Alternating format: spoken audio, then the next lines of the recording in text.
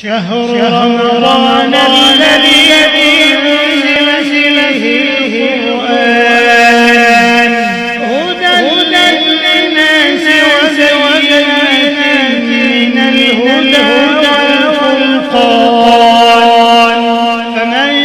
شهد منكم الشهر فليصم ومن كان مريضا أو على سفر